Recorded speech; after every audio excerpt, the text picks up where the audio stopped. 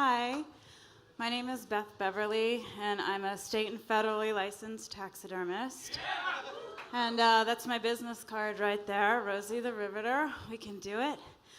So basically, I'm here to talk about what inspires me and what I'm passionate about. And while there are many things, this is my work table, that I'm passionate about with my craft, anatomy and the different packages that animals come in, the colors, the shapes, the sizes.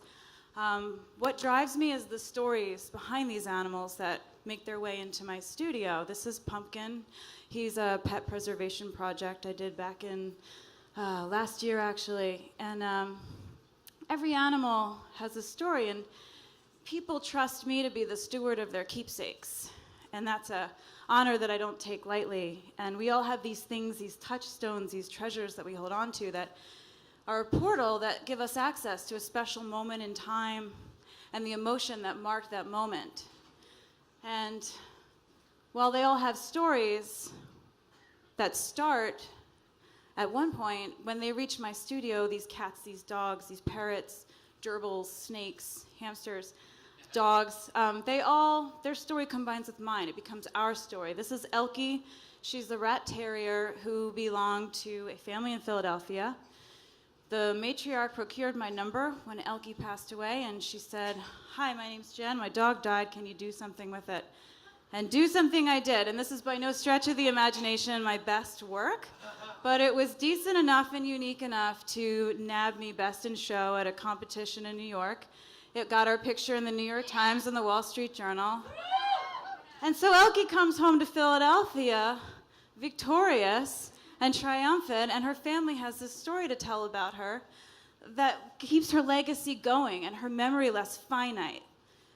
Everything will keep going with Elkie. And also, there's animals that I use that aren't commissioned to me necessarily. This is a rabbit that I actually slaughtered and field dressed and butchered and cooked and ate myself in an effort to connect with my food source and feel a real sense of responsibility for what the sacrifices are for my nourishment, for my survival, and for my art form. That's my friend Thomas. He raises the rabbits. And I treasured every bite, every taste of this Elizabethan stew that we made because I was there for every step of it. I held that rabbit, I took care of it, and then I nourished the rabbit, and the rabbit nourished me, basically. I took the head and the hands of the rabbit, I made them into a trophy mount for a comedian in Los Angeles that I'm a huge fan of, and I just sent him this fan art. And he received it very enthusiastically. And it just went to Los Angeles to build more stories. It was already saturated in such a history. And also, while wall art's great, I think wearing taxidermy and taking it out of the world to interact with people is a great form of expressing yourself and building more stories. This is Mr. Pamuk. He was being raised, his destination was Thanksgiving dinner. He mysteriously expired months before his due date one night. No one knows what happened. It's a little bit like that Downton Abbey character. His hide was passed on to me, his beautiful, glorious hide, and I produced 3 headpieces from what he left behind. And the wearables, I don't necessarily have a deadline on them. It's just stuff that I make for myself. And when they do sell, I have so much emotion in them, and they're such a part of me that I get a pang of grief. It's hard to part with these objects. This is Death on 2 Legs. That's a hat I made for Mr. Pamuk, and it's actually in a shop in Chadsford now, so it's going to get more stories with the next woman who wears it. So, 26 seconds it takes for a substance to enter your bloodstream from your skin.